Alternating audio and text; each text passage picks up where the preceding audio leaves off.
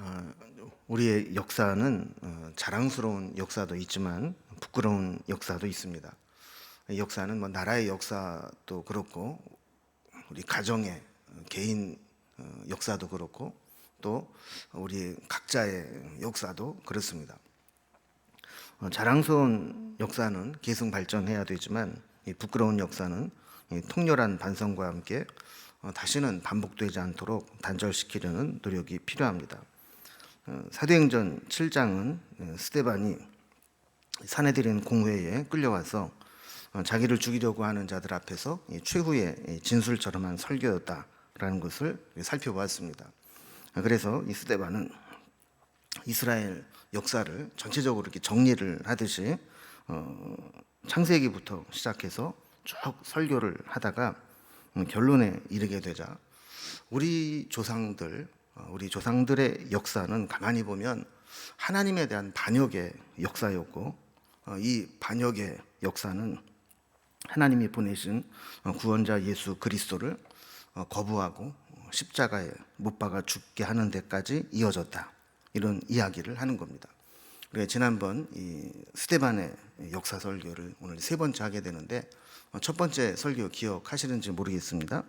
이 첫 번째 설교에서는 창세기의 이야기를 살펴보았습니다. 그래서 이 창세기에 등장하는 이 족장들에 대한 이야기를 쭉 살펴보면서 그들이 믿음의 조상이고 훌륭한 삶을 살았지만, 가만히 살펴보면 그 중에 보면 반역의 역사, 불순종의 역사, 또 부분적인 순종으로 인한 죄의 역사, 그리고 심지어는 요셉을 시기해서 자기 형제를 죽이려고 했다가 애굽에 팔아넘긴 그런 죄악의 역사까지 있었다. 이 모든 것들이 하나님의 은혜와는 반대되는 우리 인간의 반역의 역사였다, 이런 얘기를 좀 했다는 겁니다. 자, 두 번째 스데반의 역사 설교에서는 모세 이야기를 했습니다. 그래서 모세의 120년의 인생을 40년 주기로, 세 개의 주기로 설명을 하면서 그가 어떤 삶을 살았는가 설명을 했지만, 여기도 똑같은 공통된 흐름이 있습니다. 하나는 모세 역시 허물과 부족함이 있었던 사람이었고, 또 모세의 인도로 출애굽을 하게 될 때 이스라엘 백성들 역시 광야에서 하나님의 은혜를 입고도 늘 불순종과 또 우상을 만들어 섬기는 이런 죄악의 역사였다라는 것을 지금 이야기를 한 겁니다. 그러니까 우리 얼핏 보면 그냥 역사를 쭉 이야기한 것 같지만, 지금 스데반은 그 역사 속에서 무슨 얘기를 하고자 하느냐면, 하나님의 은혜에도 불구하고 우리 조상들은 늘 하나님을 거역하고 불순종하는 삶을 살아왔다라는 이야기를 하는 겁니다. 자, 오늘은 이제 세 번째로 스데반이 이제 그 이후에 되어진 역사에 대한 설교를 하고 결론 부분을 다루고 있습니다. 그래서 이 구약에서 하나님께서 광야를 지나면서 모세를 통해서 성막을 짓게 하셨는데, 이 성막을 가지고 이제 가나안 땅에 들어간 겁니다. 그럼 가나안 땅에 들어가서 이 성막을 중심으로 하나님을 잘 섬겼느냐? 그렇지 않다는 거예요. 자, 그러면서 이제 이스라엘 백성들이 처음부터 끝까지 하나님 뜻을 거스르고 하나님의 뜻에 반역하는 삶을 살았는데, 이것이 지금 이 스데반의 설교를 듣고 있는 유대인들도 마찬가지라는 겁니다. 별반 다른 게 없다라는 거예요. 지금 이 이야기를 하려고 지금 이 스데반이 역사적인 이야기를 쭉 거슬러 오면서 설교를 해 온 겁니다. 그래서 지금 이 설교를 듣고 있는 유대인들, 너희들도 우리 조상들과 별반 다른 게 없다.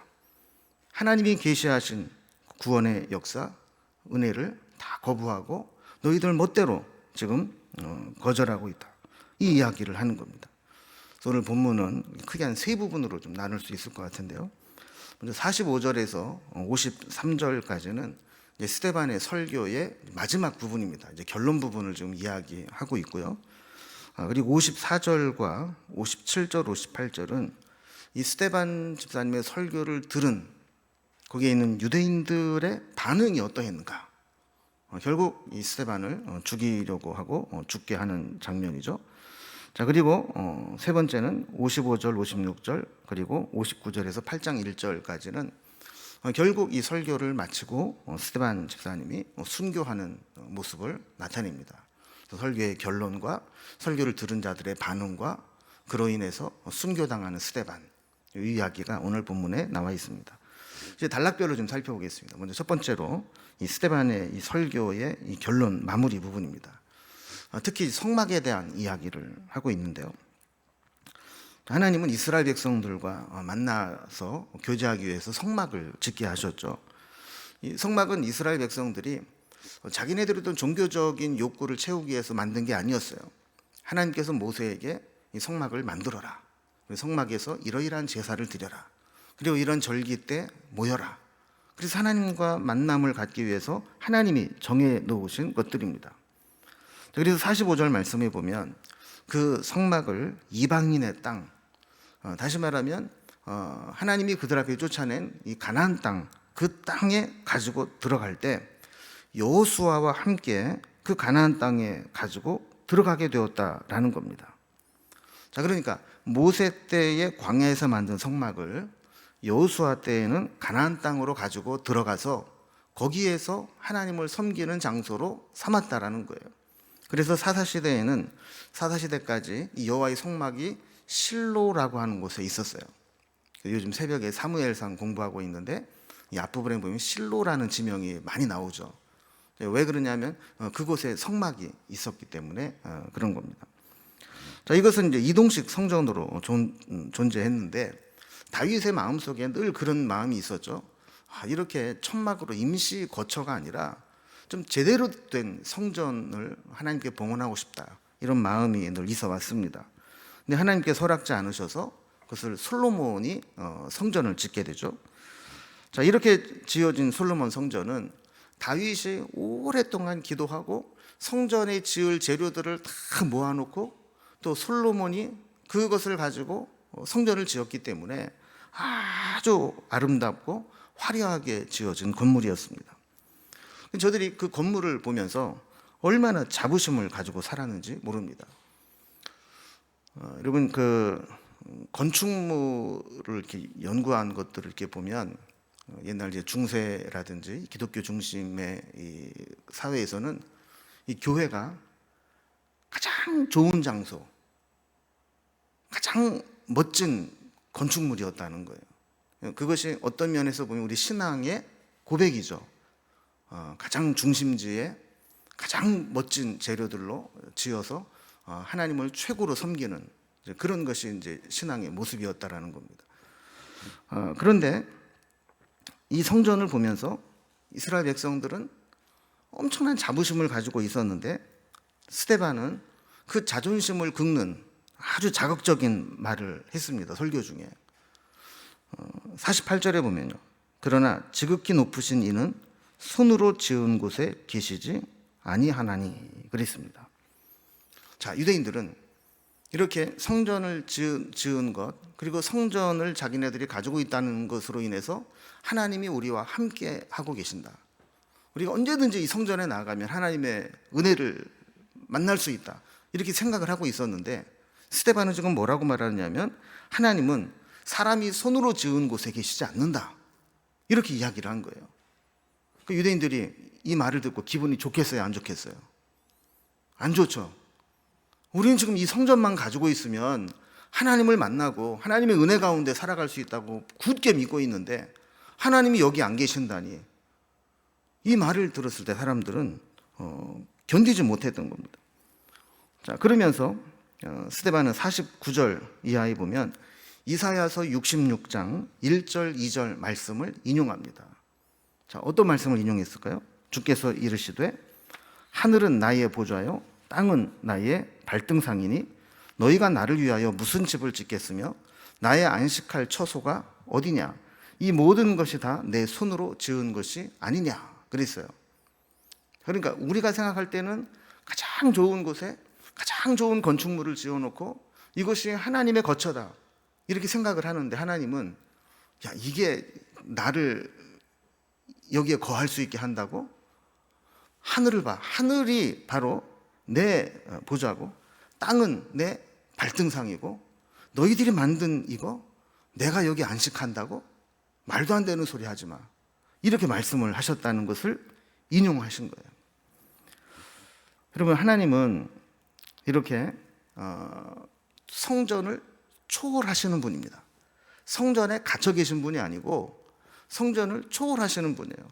다만 우리가 하나님을 만나는 데 있어서 뭔가 매개점을 주시기 위해서, 우리가 모든 곳에 하나님이 계시다 그러면 우리의 연약함으로 인해서 하나님을 제대로 만나지 못하니까 뭔가 성전을 지어놓고 성전에서 우리를 만나주시겠다고 하신 것이지, 그 성전에 갇혀 계시는 분은 아니라는 겁니다.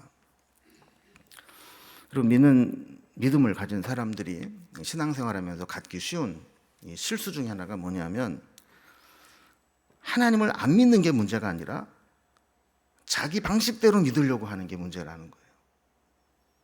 내가 신앙은 이래야 돼 라는 내 생각과 고집이 딱 서면 거기에서 벗어나는 건 용납을 못 하는 거예요. 예배는 이렇게 드려야 되고 교회는 이래야 되고. 여러분, 교회가 언제부터 이렇게 건물을 지어놓고 언제부터 이런 구조를 가지고 있었어요? 법이 아니에요. 그 시대에 따라서 맞게끔 기도하면서 어떤 전승처럼 이렇게 지어진 것이지 이래야 된다라는 게 없어요. 그럼에도 불구하고 사람들이 어떤 생각을 하냐면, 내가 이렇게 은혜 받았으면 교회는 마땅히 이래야 돼. 내가 경험한 교회는 이러니까 교회는 이래야 돼. 이런 것 때문에 착각할 수 있다라는 겁니다. 지금 하나님의 말씀을 보면 어떤 게 맞는 것 같아요? 하나님은 성전에 제한받으시거나 성전에 갇혀 계신 분이 아닌 게 맞잖아요. 그죠? 여러분, 성전만 가지고 있으면 구원받는 게 아니잖아요. 성전만 가지고 있으면 하나님의 역사가 나타나는 게 아니잖아요. 그럼에도 불구하고 유대인들은 어떤 생각을 했느냐 하면, 우리가 이 성전을 가지고 있기 때문에 이 성전 때문에 하나님은 우리를 지켜주실 것이고, 성전을 가지고 있는 우리는 다른 사람과 다르다, 이렇게 생각을 하고 있었다라는 거예요. 그래서 51절에서 53절까지에 보면 스데반이 더 직접적이고 더 신랄하게 유대인들을 비판합니다. 51절에 보면요, 목이 곧고 마음과 귀에 할례를 받지 못한 자들이라고 지적을 하면서, 너희도 너희 조상과 같이 항상 성령을 거스르는도다 그랬어요.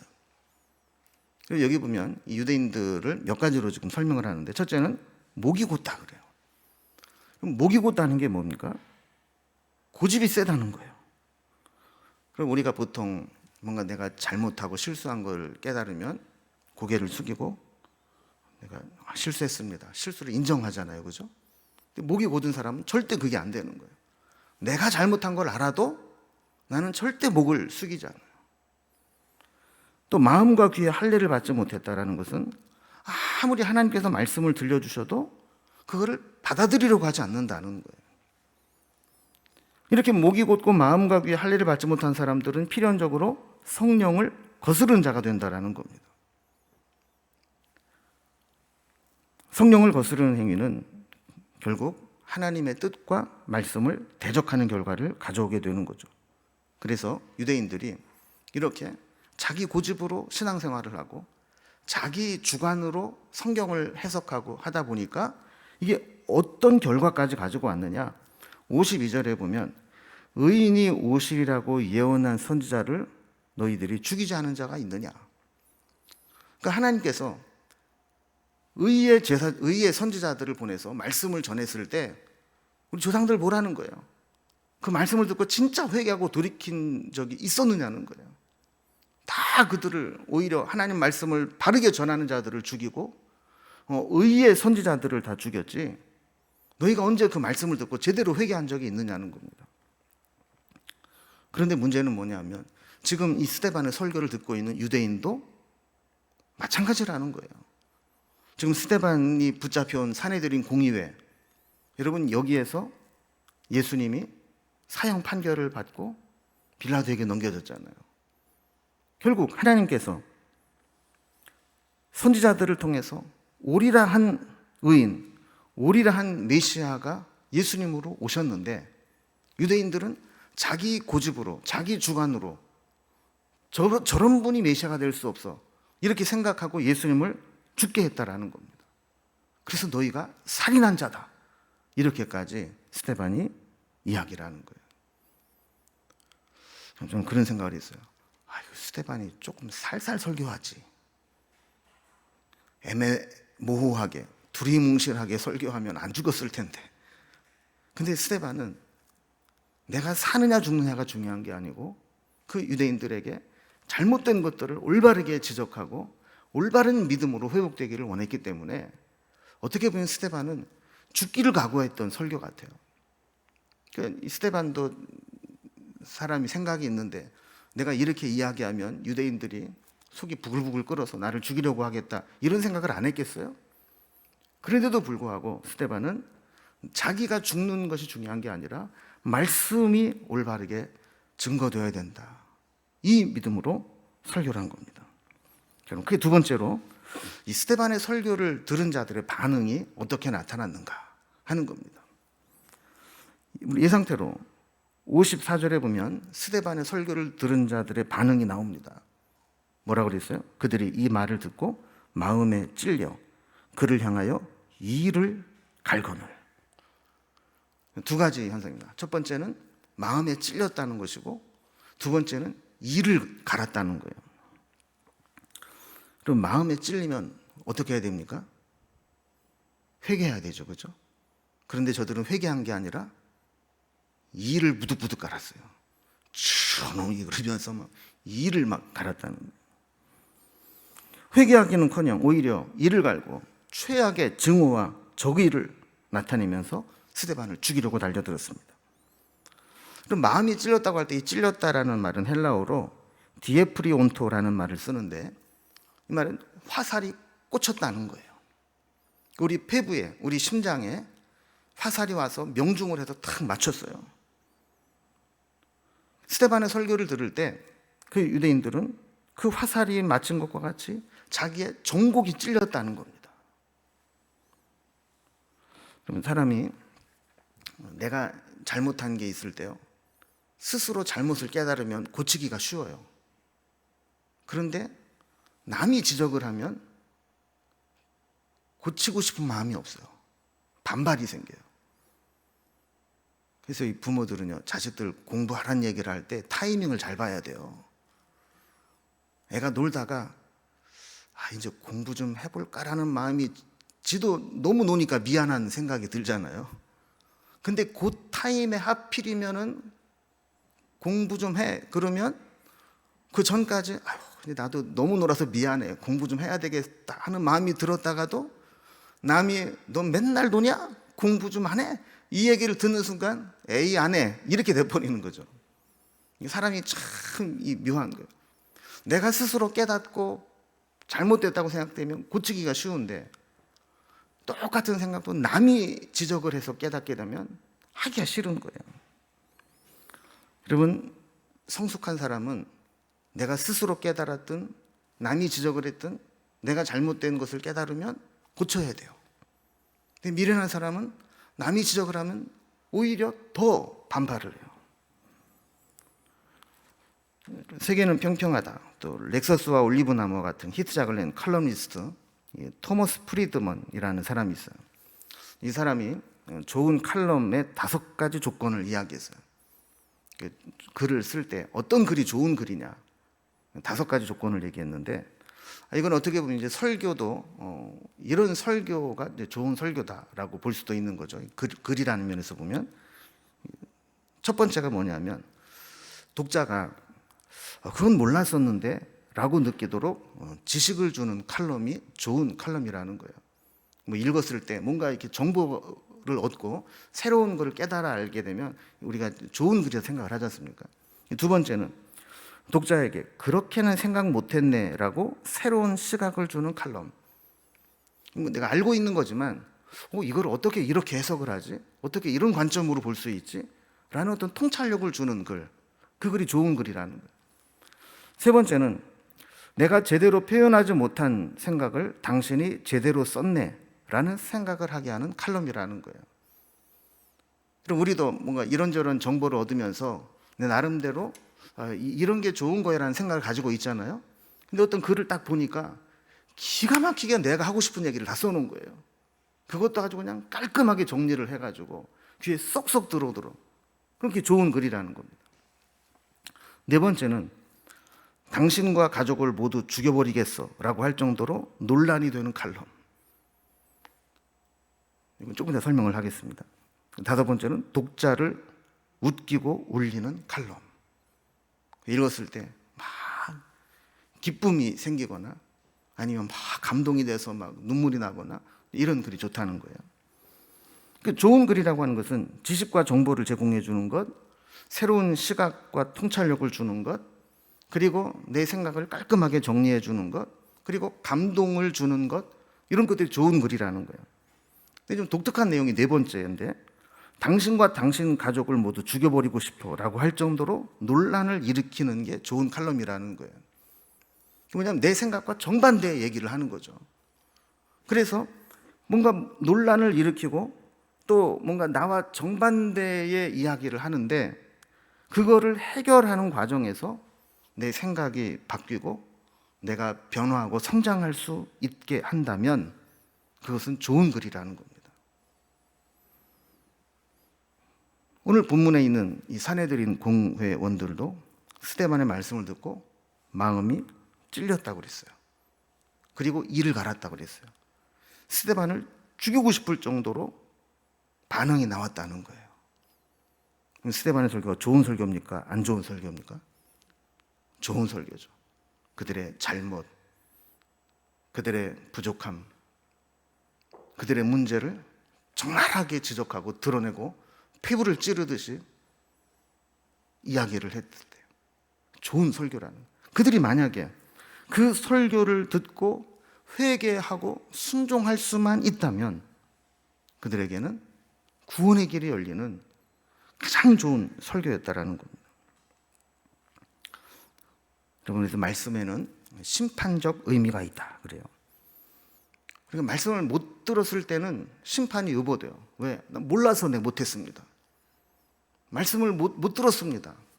그런데 일단 말씀을 듣고 나면 그때부터 심판적 의미가 있다는 겁니다. 말씀을 들은 대로 순종하면 축복을 받을 것이고 말씀을 들었음에도 불구하고 불순종하면 거기에 합당한 책임과 심판이 따라온다는 거죠. 스데반의 대적자들은 스데반의 설교를 듣고 견디지 못합니다. 57절에 보면 큰 소리를 지르고 귀를 막고 일제히 달려들어서 성 밖으로 내치고 돌로 쳐 죽이려 했다 그랬어요.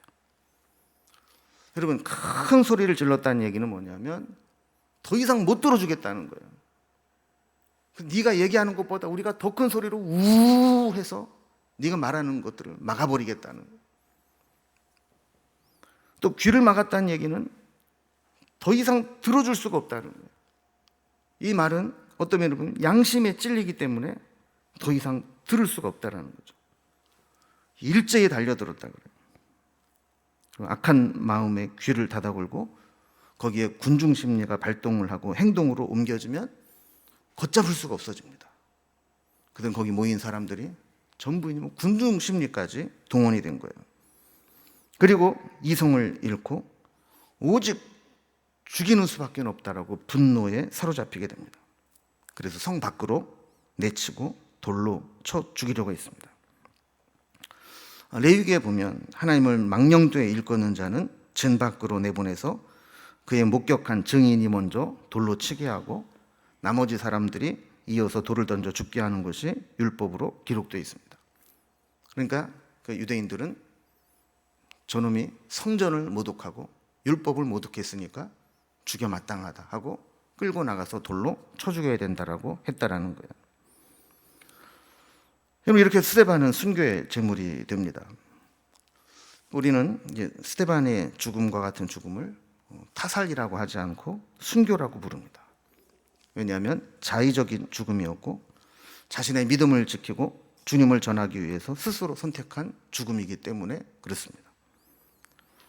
이렇게 스데반은 설교를 통해서 결국 순교에 이르게 되죠.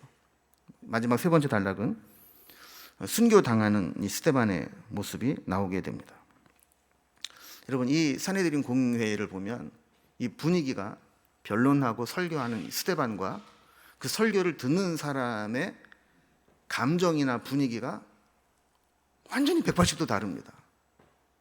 산헤드린 공의회 회원들, 유대인들은 뭐 분기가 탱천해서 저놈 자식 저거 못 들어주겠다고, 죽여야 되겠다고 끌어내리려고 하는데 반해서 지금 스데반은 너무나 다른, 똑같은 장소에 있는데도 불구하고 완전히 다른 모습을 하고 있어요. 자, 어떤 모습을 했는지 스데반의 모습을 통해서 교훈을 좀 살펴보겠습니다. 첫 번째로 스데반은 성령이 충만했다 그럽니다. 55절에 보면 성령이 충만하여 하늘을 우러러 주목하고 그랬죠. 여러분, 성령이 충만했다는 것은 성령의 지배를 받는다는 것이고 성령의 통제를 받는다는 거예요.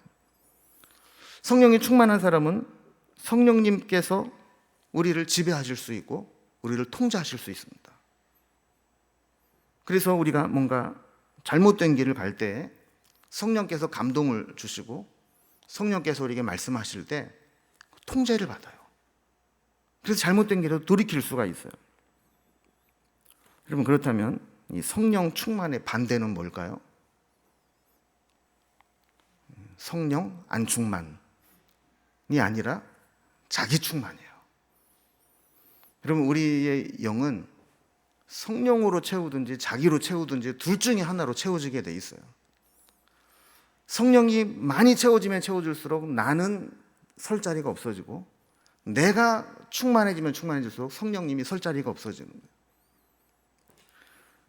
스데반은 성령이 충만했다 그랬어요. 성령에 의해서 통제를 받고 성령님이 가장 중요한 역할을 하는 겁니다. 그러니까 내가 지금 사느냐 죽느냐가 문제가 아니고 내가 선포하는 메시지의 기준은 성령님이 기뻐하시느냐 아니냐, 여기에 달려 있었던 겁니다. 여러분, 자기로 충만한 사람은 모든 기준이 자기 자신입니다. 자기가 제일 중요합니다. 그리고 자기가 속해 있는 환경이 중요하고 환경에 영향을 많이 받습니다. 심지어 다른 사람이 나에게 무슨 말을 했느냐에 예민하게 반응합니다. 그러나 성령이 충만한 사람은 성령님께서 뭐라고 말씀하시는지, 성령님의 뜻이 무엇인지, 성령님의 말씀에 통제를 받는 삶을 살아가게 됩니다. 그런 스데반은 그냥 순교할 수 있었던 게 아닙니다. 그럼 목숨이 소중하지 않은 사람이 누가 있고 살고 싶지 않은 사람이 누가 있겠어요? 그리고 결국 성령에 충만했을 때 이게 가능했다라는 것이죠. 그리고 우리는 어디에 민감합니까? 어디에 통제를 받고 있습니까? 성령의 통제를 받는지 아니면 내 감정과 자존심과 내 욕심의 통제를 받는지, 이게 중요하다라는 거예요. 두 번째로 스데반은 하늘을 우러러 주목했다 그래요.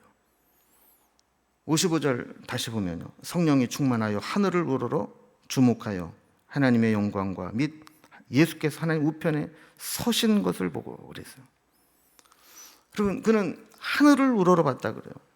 그리고 하늘을 우러러 봤다는 얘기는 하나님을 봤다는 얘기죠. 뭐 공간적으로 하늘을 봤다는 게 아니라 하나님을 바라보았다라는 겁니다. 어떤 아이가 길을 가다가 동전을 하나 주었답니다. 이게 재미를 본 거예요. 그러니까 길을 갈 때마다 땅에 뭐 떨어진 게 없나, 그래서 땅만 쳐다보고 갔어요. 평생을 땅바닥을 보면서 건진 수학이 동전 수천 개를 주었고 단추와 머리핀 같은 쇠조각을 주었고 또 몇 가지 뭐 돈 될 만한 것들을 주었다는 겁니다. 여러분, 그렇게 살면 그게 성공한 인생일까요? 그 땅을 바라보고 사는 동안 맑고 푸른 하늘, 계절마다 멋지게 바뀌는 아름다운 자연, 그리고 이 세상에서 펼쳐지는 아름다운 모습들을 다 놓쳐버리고 마는 겁니다. 돼지가 못하는 게 있대요. 뭐냐면 돼지는 절대로 하늘을 못 본답니다. 그 목뼈 구조가 그렇게 돼 있대요. 유일하게 돼지가 하늘을 볼 수 있는 것은 뒤집어졌을 때. 여러분, 그런데 어떤 사람은 돼지와 같은 인생을 사는 사람이 있어요. 한 번도 하늘을 바라보지 못하고 뭔가 사고가 나고 문제가 생기고 뒤집어져야만 하늘을 바라보는 사람이 있어요. 근데 스데반은 죽음을 목전에 두고 하늘을 바라봤어요. 하나님을 바라봤어요. 그가 하늘을 바라봤을 때 하나님과 승천하셔서 하나님 곁에 우편에 계신 예수님을 보았다 그랬어요. 그런데 예수님이 어떤 모습으로 계셨느냐 하면 서서 계셨다는 거예요. 여러분, 이게 무슨 얘기일까요? 지금 스데반이 예수님을 증언하고 죽음을 목전에 두고 있을 때 예수님은 보좌에 앉아서 남 구경하듯이 보고 있을 수가 없으셨다라는 겁니다.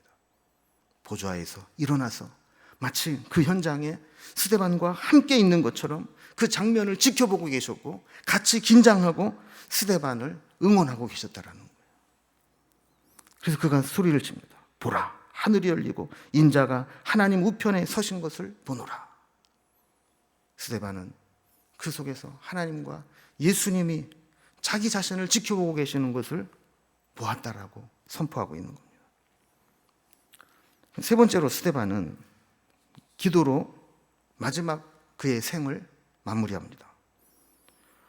59절과 60절을 보면 돌에 맞아 죽어가던 이 스데반이 마지막 사력을 다해서 부르짖어 기도하는 내용이 두 가지 나옵니다. 59절에서는 주 예수여 내 영혼을 받으시옵소서. 60절에서는 주여 이 죄를 그들에게 돌리지 마옵소서. 그러면 누가 했던 기도랑 비슷해요?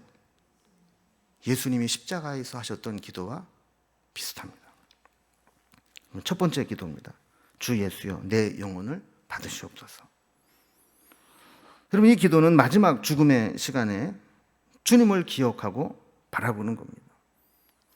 돌에 맞아서 피투성이가 되고 피를 흘리면서 고통 중에 정신이 혼미해져 갈 때 스데반은 주님께 내 영혼을 받아달라고 기도했습니다.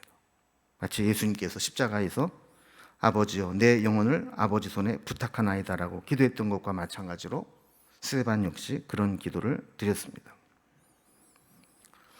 여러분, 내 인생의 마지막이 온다면 나는 무엇으로 내 인생을 마무리할까요? 만약에 하나님께서 내 인생의 마지막을 나에게 알려주신다면 나는 그 마지막 시간에 무엇을 할까요? 기도 없이는 내 인생을 마무리하지 않겠다.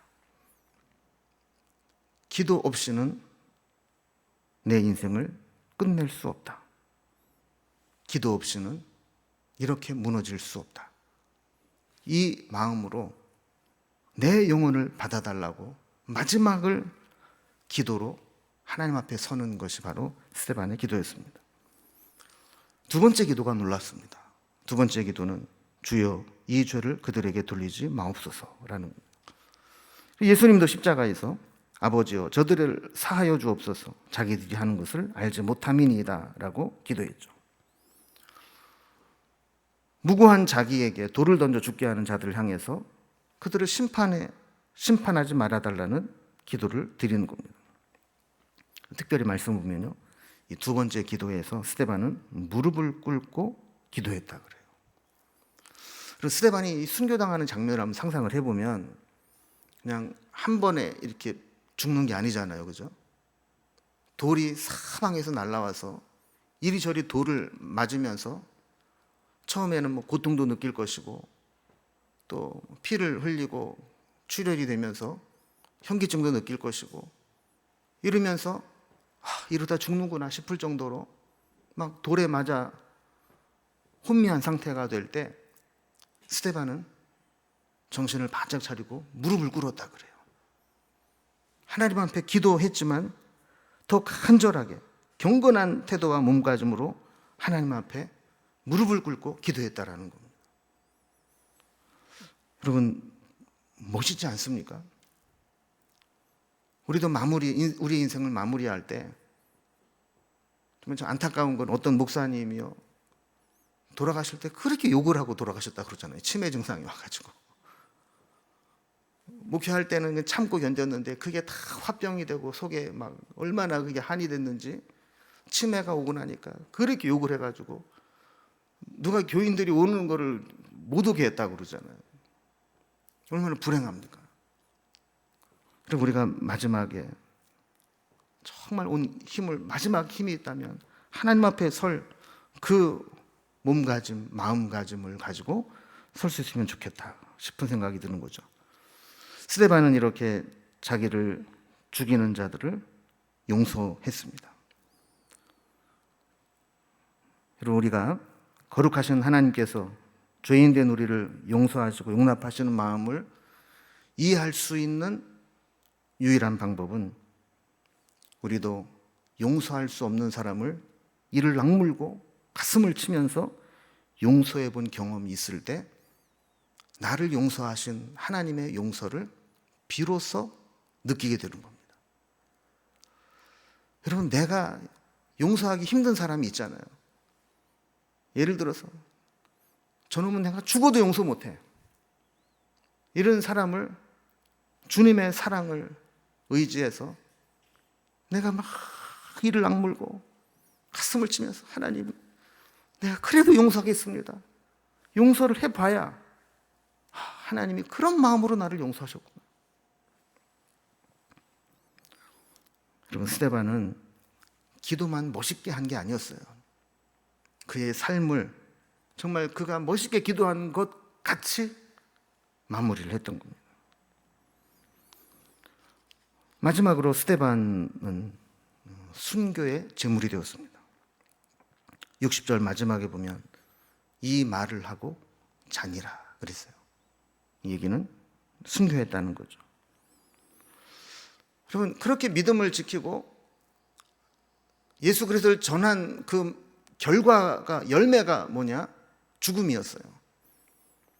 우리가 볼 때는 스데반의 죽음은 실패처럼 보이는데 성경은 그가 잔다 이렇게 말씀을 하고 있습니다. 그리고 누구나 다 한 번은 죽게 되는데 그 죽음이 어떤 죽음이냐를 우리에게 보여줍니다. 스데반은 자기 이름처럼 살았다. 성경학자들이 그렇게 이야기를 해요. 그럼 스데반은 우리가 이제 우리말로 번역할 때 스데반인데 헬라어로는 스테파노스라는 말을 씁니다. 이 스테파노스라는 말은 왕관이라는 뜻이에요. 그래서 이 스데반은 순교의 첫 왕관이 되었다 그랬어요. 여러분, 사망 권세를 가진 자는 사탄입니다. 죽음 앞에서 죽음을 사탄에게 내맡기는 것이 아니라 스데반은 죽음의 그 순간을 하나님의 영광을 위한 왕관으로 바꾼 사람이다. 저는 이 글을 읽는데 가슴이 짜릿하더라고요. 아, 그렇구나. 많은 사람들이 죽음 앞에 굴복하고 죽음의 두려움 속에 떨고 죽음 앞에 때로는 믿음을 포기하고 사는데 스데반은 죽음을 하나님을 향한 하나님의 영광을 위한 왕관으로 바꾼 사람이었구나. 스데반의 죽음은 또한 사도 바울에게 치대한 영향을 끼쳤습니다. 오늘 본문을 보면 스데반의 죽음을 사도 바울과 계속 연관시키고 있습니다. 58절에 보면 성 밖으로 내치고 돌로 칠세 증인들이 옷을 벗어 사울이라 하는 청년의 발 앞에 두니라. 스데반을 죽이는데 돌을 던지는 자들이 외투가 걸고치니까 이걸 벗어서 누구한테 맡겼느냐 하면 사울이라는 청년, 사도 바울에게 맡기고 돌을 던졌다는 거예요. 또 8장 1절에 보면 사울은 그가 죽임당함을 마땅히 여기더라. 가장 가까운 곳에서 스데반의 순교를 지켜본 사람이 사도 바울이었고 돌을 먼저 던진 증인의 옷을 맡아서 지켜보면서 저놈은 죽어도 싸, 마땅해 라고 생각하고 있었다라는 거예요. 성경에는 왜 이런 걸 써놨을까 싶은 이야기가 있는데 사실은 이것도 그냥 써놓은 게 아닙니다. 스데반이 돌에 맞아 죽었더라 이러면 끝날 것 같은데 왜 성경은 증인들이 옷을 벗어 사울 앞에 두었다라는 말을 해놨을까? 또 왜 사울은 그 현장에서 스데반의 죽음을 보면서 마땅한 일이다라고 여겼을까? 이것은 그만큼 스데반의 죽음이 나중에 사울이 회심한 이후에 보면 그것이 충격이었고 그의 인생에 도전이 되었다는 것을 의미하는 겁니다. 그 당시에는 몰랐어요. 그 당시에는 그래 당연한 일이야, 마땅한 일이야라고 생각을 했지만 그것이 사도 바울 마음속에는 계속 뭔가 그의 마음을 두드려서 균열을 일으키는 충격을 만들어 주었고 그가 사도 바울로 변화되는 계기를 잉태했다는 것을 암시한다라는 거예요. 여러분 이걸 보면은 죽음으로도 영광을 돌리고 하나님 앞에 쓰임 받는 사람이 있는가 하면 살아 있으면서 오히려 영광을 가리고 잘못된 삶을 사는 사람도 있다는 것을 보게 됩니다. 스데반은 죽을 때 예수님의 죽음과 공통적인 것들이 몇 가지 있어요. 첫째는 거짓 증인에 의해서 죄 없이 고소당했다라는 거죠. 6장 11절 우리가 살펴본 것과 마찬가지로 사람들을 매수해서 거짓말하도록 사주해서 거짓 증인을 공회에 세우게 되었다는 걸 우리가 살펴봤어요. 두 번째는 죽을 때 자기를 죽이려고 하는 원수들을 향해서 기도했다라는 겁니다. 돌에 맞아 죽으면서도 주여 이 죄를 그들에게 돌리지 마옵소서. 세 번째는 다른 사람을 위해서는 기적과 능력을 행하고 기도했지만 정작 자신의 죽음 앞에서는 그 어떤 능력도 기적도 구하지 않았다는 것입니다. 여러분 오늘 이제 스데반의 이 설교를 이제 마무리하면서 그가 이 설교를 통해서 이제 죽음 순교에 이르는 과정까지 살펴보았습니다. 스데반은 원래 제가 이 스데반에 대한 이야기를 하면서 계속 강조하는 것 중에 하나가 뭐냐면 스데반은 원래 뭐 하는 사람으로 선택한 사람이었어요? 재정 출납을 하기 위해서, 봉사의 일을 하기 위해서, 구제의 일을 하기 위해서 선택한 사람이었어요. 그런데 스데반 7 집사님들은 그 사역들을 기록할 때 뭐 일을 잘했다, 봉사를 잘했다 이런 내용이 하나도 없어요. 전부 전도했다, 설교했다, 말씀을 전했다 이런 이야기가 나와요. 결국 우리도 하나님 앞에 어떤 사역을 감당하든지 가장 중요한 것은 말씀의 사람이 되는 것이고 말씀에 순종하는 사람이 되는 것이고 말씀을 전할 수 있는 사람이 되는 것, 이것이 가장 중요하다는 겁니다. 그래서 스데반과 같이 성령에 충만해서 하나님을 우러러보고 하나님의 뜻을 이루는 그런 삶을 살아갈 수 있기를 주님의 이름으로 기원합니다. 기도하겠습니다.